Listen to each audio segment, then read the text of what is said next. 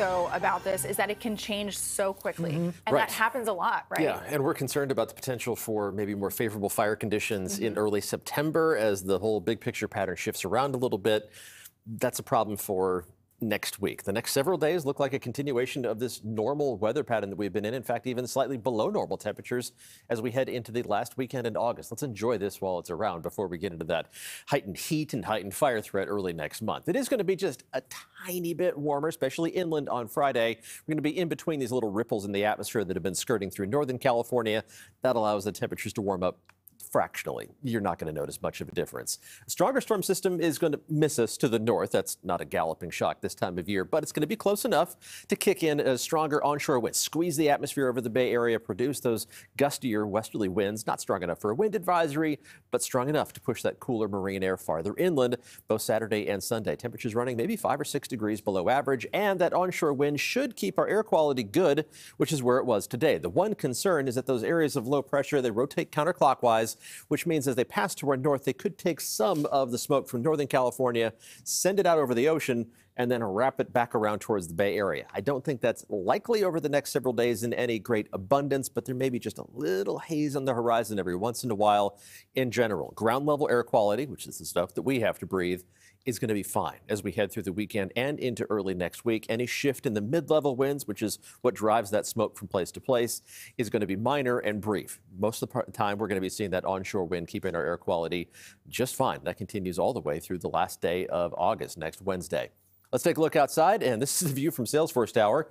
Trust me, the fog is definitely rolling in. Temperature downtown is down to 61 degrees. It's only 67 degrees in Oakland. Temperatures inland, a mix of 70s and 80s. Very close to normal, some spots even a little bit below average. We're going to be, again, within a couple degrees of normal for high temperatures tomorrow. If you're heading out to the A's game against the Yankees, hopefully the A's fans will outnumber Yankee fans. Fingers crossed. Temperatures are going to be in the mid-60s at game time. Some of that low cloud cover already spreading back across the bay at that point, and more of it as we progress through the rest of this evening. And Futurecast shows that big push into the inland valleys by early Friday morning. Inland, the fog dissipates quickly. Around the bay, it's going to take a little longer until about late morning for that fog to break up. And along the coast, I think intermittent sunshine is the best that you're going to see by Friday afternoon. Temperatures will start off in the mid to upper 50s to around 60 degrees, a normal looking temperature map for late August. High temperatures tomorrow, again, maybe a degree or two warmer than today. That fog is going to be tough to shake in San Francisco, but temperatures will eventually reach up into the upper half of the 60s, just a degree below normal. Santa Rosa likely to reach back up into the low 80s. Some fog to begin the day in the North Bay. It's going to dissipate faster than it did today, so your temperatures are going to return to the low 80s. Concord more likely to reach up into the upper 80s, but falling just short of 90 degrees. Yes, it's warm, but it's normally warm for late August. In San Jose, up into the mid-80s along with most of the Santa Clara Valley. Again, the valley locations tend to collect the fog, so there is going to be a bit of that to begin the day, but the inland valleys, it's going to go away very quickly.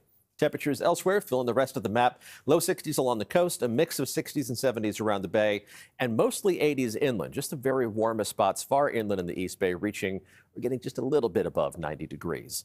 7-day forecast, the coolest days, Saturday and Sunday. Not much of a cool down around the bay, 3 or 4 degrees, but more of a cool down farther inland, 6 or 7 degrees, pushing temperatures in San Jose down to the upper 70s for a couple of days, both Saturday and Sunday.